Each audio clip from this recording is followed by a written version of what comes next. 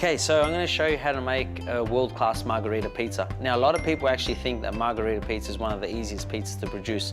Well, let me tell you, it's actually one of the hardest pizzas to produce because you're only using four ingredients. So it's really hard to mask if your dough hasn't been produced right and if you're not using high-quality ingredients. The reason is that we try and entrap all the gases, all the air into the dough, so we create a nice cornicione, which is the crust. So we're not going to use any rolling pins as a lot of people do at home. We're going to use only our hands. With practice, you are obviously going to get better at it. We start an inch from the bottom all the way to the top, and we flip the pizza over, repeat the process again, an inch from the bottom all the way to about an inch from the top. Now the next step is we place our right hand on one side if you're right-handed, if you're left-handed, the opposite. So right hand on one side, and again away from the crust, away from the cornicione. And with our left hand, we then stretch, and we come over to our forearm and we hold it there, and we go back down. And so if you do this in a normal speed, you'll find that you will get this motion. And now we're ready to use the ingredients. So what I've done is I've sourced some of the best ingredients that I can find, and that's Sarmazzano tomato, place it in the center of the pizza.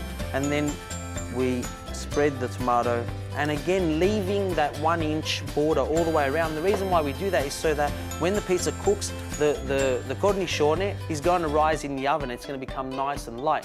A lot of people leave the crust. With pizza napoletana, the crust is actually one of the most important parts of the pizza, and I say that because the crust actually helps you digest the rest of the pizza.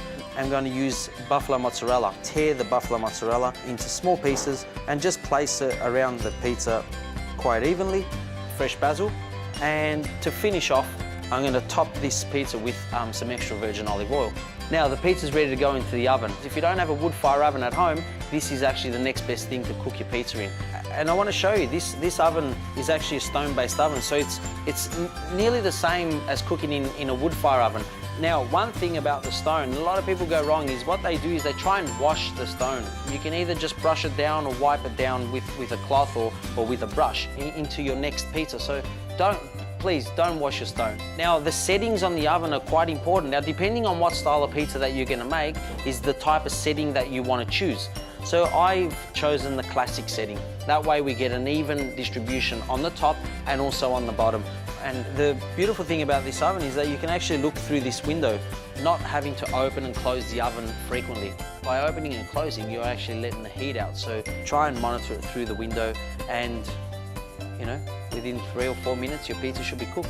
And I think our pizza's pretty much ready to take out of the oven. So as you can see, this pizza is actually cooked quite well, and it's got spotting like it's come out of a wood fire oven. We're ready to cut this pizza up and enjoy it.